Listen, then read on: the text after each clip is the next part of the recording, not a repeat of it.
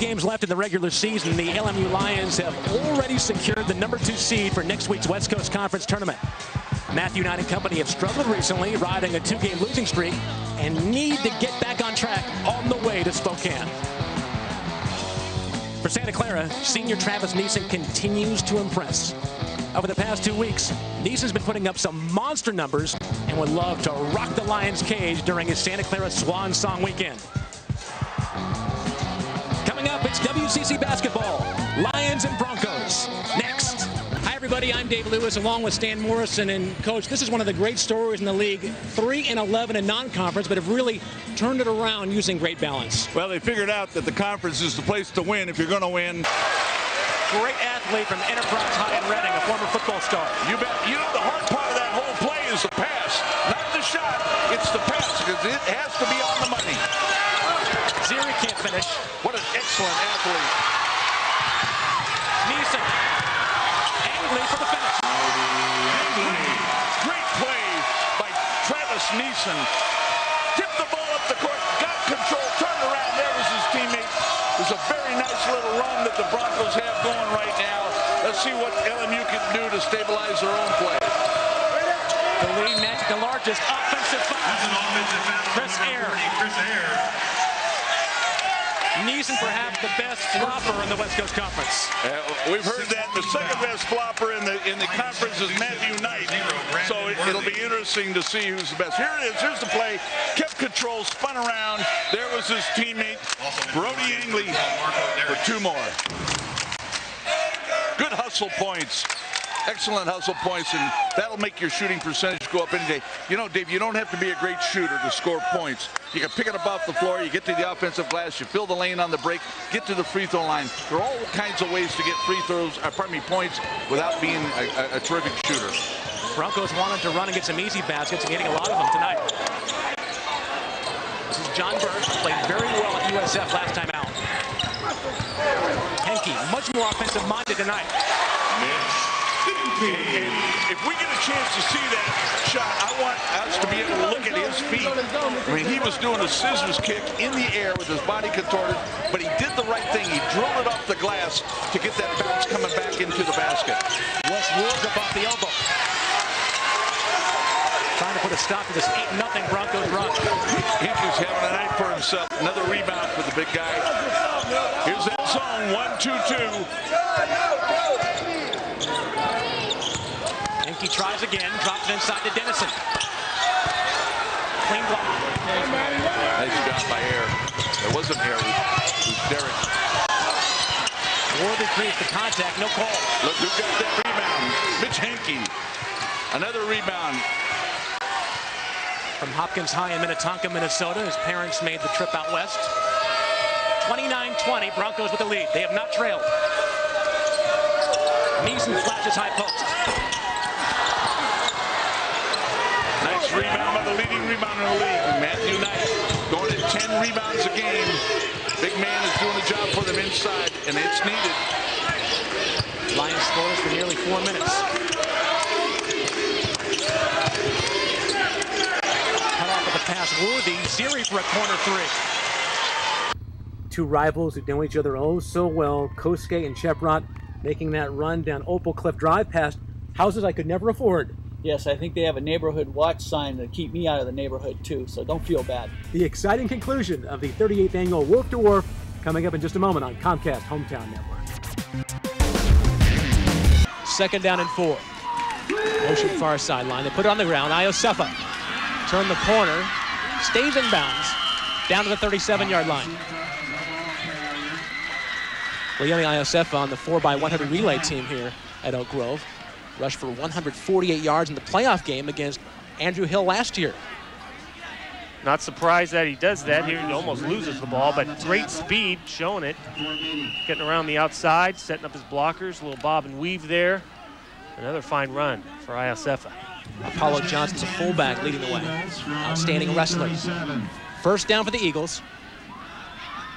Captain will put it up. Complete towards the flat. Lee McLaughlin with his 2nd reception of the year. Donnie Gupton said, I want to put it up more this year, but I'll do anything to help the team win. He's thrown it a couple times early. Well, he's going to need a balanced attack, and they've had it all along at Oak Grove traditionally. They do like to run the ball a little bit more than pass, but they've always been a capable passing team when they've had to be. 2nd down and 8.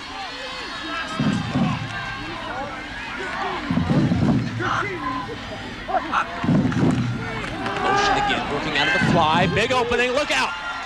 A race to the flag, and Gerald Green will take a touchdown.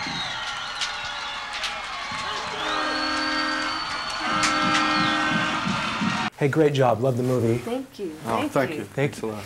I didn't do as much homework as I wanted to. Which one of you is married to Will Smith? That would be me. Okay, hopefully. now they're clear.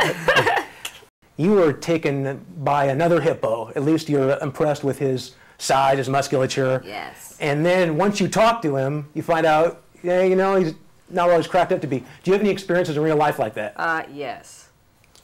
I'm always falling for the most unlikely person. I mean, Will was not, he wasn't the dude that I was even remotely interested in.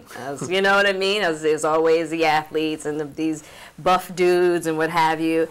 And it just came to a point in time in my life that I had to really get focused on someone who was really interested in me for who I was as a woman and everything. Hey, great job on the movie. Oh, thank you, brother. Right on, man. Cedric the Entertainer is Maurice, the loyal sidekick of the Lemur King. King Julian. Did you have to swallow your pride because, hey, you're smarter, you're more competent, you should be running things? Yeah. I mean, that's the whole thing. And I know that I should be running things. I mean, but this guy, he's lucky. He's one of these lucky guys. I think he kind of won being king in a card game, and so I had to just kind of deal with it. But I should be running the kingdom. But it's okay. I like the number 2 spot. I know how to play it, so I do it. A lot of the characters really look at their home, where they're from. By the end, they respect their friends. They appreciate the experience more. When you moved from St. Louis, you moved around, your career blows up, do you maybe look back at those times now and say, maybe there are things that happened I didn't appreciate, but now I do? Oh, definitely. Yeah, I think it's very important. I try to go back and visit St. Louis, but you find that, just kind of some of the simple relationships you have with people, when you're growing up and realizing, like, the things that they have to offer. With a win over the Rams on Sunday, the Niners will be a perfect 3-0 against the NFC West. And that's a huge start for a team that has not won the division since '02. But don't crown them just yet, especially if their struggles on 3rd down continue. Our own Dennis O'Donnell asked Coach Singletary about their troubles in Minnesota last week. A week isolated on the English countryside was what the doctor ordered for the 49ers, whose offense looked rejuvenated with former Heisman Trophy winner Troy Smith under center against the Broncos. Luminaries Jerry Rice and John Elway representing their teams at Wembley Stadium in London. Pick it up midway through the 3rd. Kyle Orton sells the play fake. Taylor Mays bites, and former Niner Brandon Lloyd's all alone. A 71-yard completion just shy of the goal line. They would score 1 play later. 4th quarter, 10-3. Smith gets his team even on play action, rolling right, sprinting for the pylon, in with the spin. Game tied at 10. Smith's first score since 2008.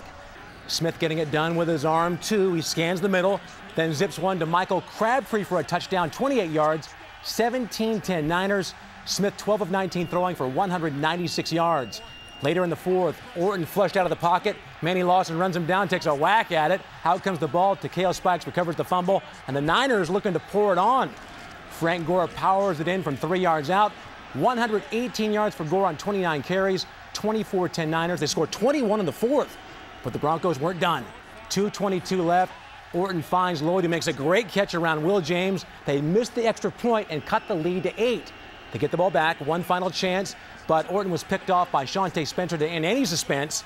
24-16 Niners win and improve to 2-6. Kim Coyle was on the field after the game.